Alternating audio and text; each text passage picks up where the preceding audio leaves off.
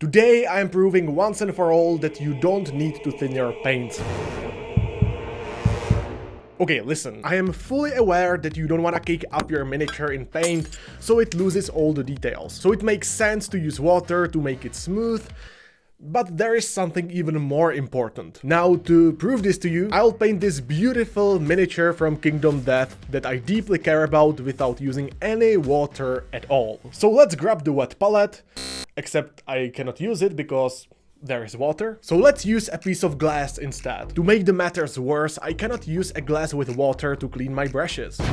And to really f myself over, I can use only 3 brushes. 1 for the heavy duty stuff and 2 for details. And of course, I won't be using any diluting agent, so no paint retarders, no thinners, etc. And because I want this to be a display miniature, there won't be any dry brushing. Okay, but what is the actual strategy here? Well, I'll grab my AK Interactive paints and Pro Acryl because they are quite fluid. And yeah, we'll see what happens.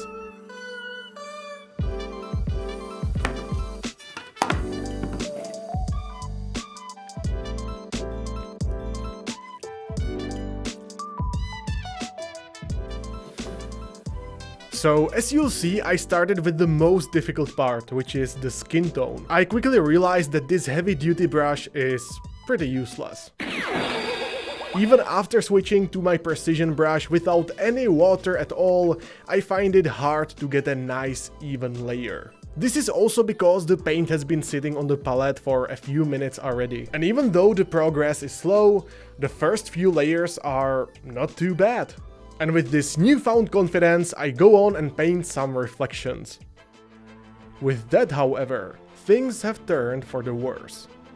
The first reflection layer was a bit too light, and because of that I had to apply multiple layers between to make it seamless. But with no water and only fully opaque layers, it's very hard to strike the right balance. Soon enough, my confidence started to crumble.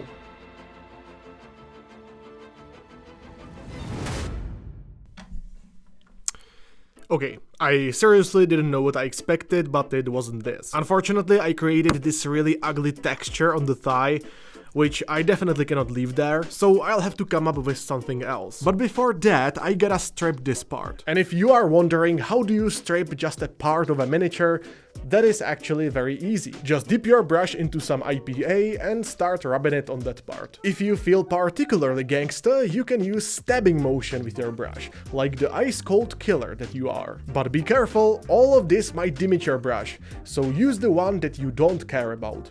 So I reviewed the footage and I think that the texture was created because I used too many layers. And to combat this, I will do 3 things. First, I will use fresh paint without any mixing, so it has the best properties. Second thing that I will do is use a fine grit sanding paper that will hopefully smooth out the texture without damaging the model.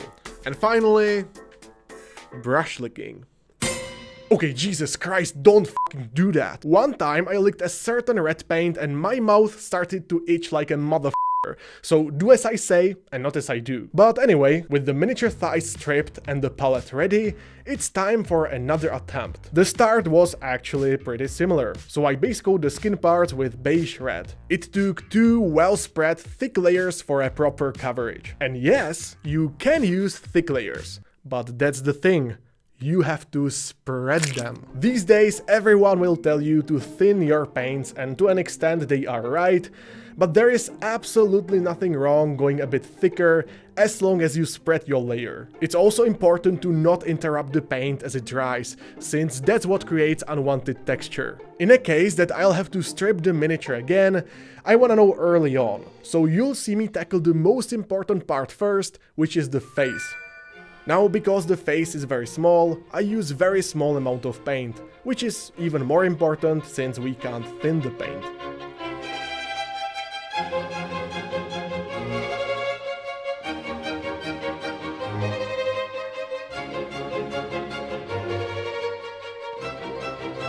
And you know, even though it's not perfect and there is a little bit of texture on the cheek, this is pretty damn good, especially without water. Once more, I find myself quite motivated to continue and finish the head, which took quite a lot of time.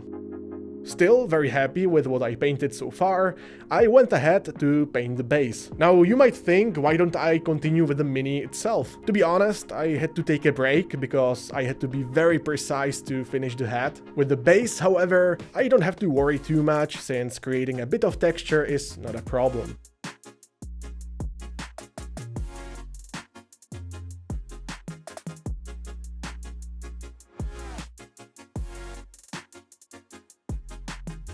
Now, as I paint this dagger, you can observe one crucial thing that is very difficult without dilution. Blending sucks.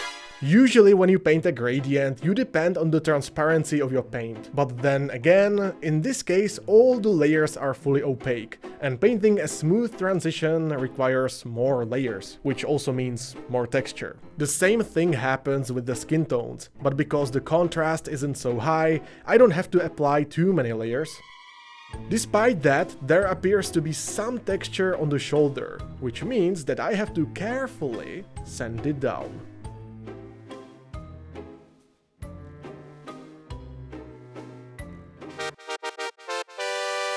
As I progress further, it's essential to lick my brush more and more to avoid building texture anywhere else. This is tiring and disgusting to say the least.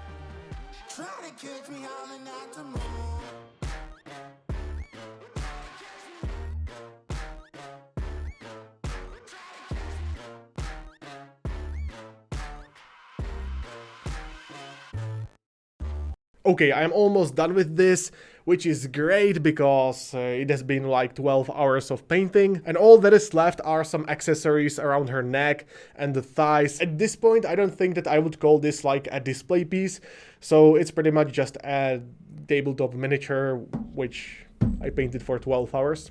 Fantastic. But given this brutal restriction of not using any water at all, I think it's pretty okay. But we will see what I say after I paint the thighs. And so I rush my way through the little details to arrive at the point where it all started.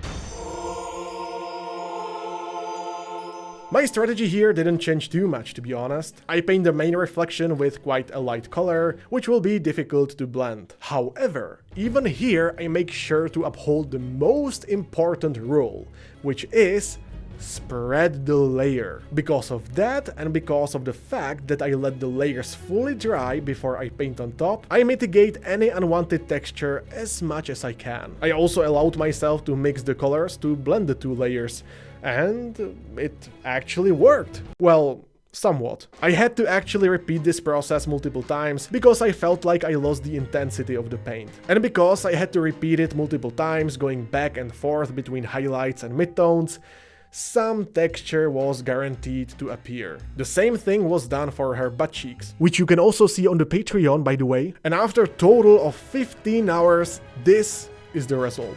I am not very excited by it because it's not very smooth, and I could make it smoother, but that would take like twice the amount of time. But overall, this exercise shows two important things. One, it's much more important to spread the paint rather than making it thin. And two, you can do wonderful things by giving it enough time. And actually, this isn't the only video where I prove this. In fact, I painted the same miniature for 10 minutes, 1 hour and 10 hours, and it really shows you how far you can go by just spending more time on your mini. So definitely check it out because it's a really interesting comparison. And see you there!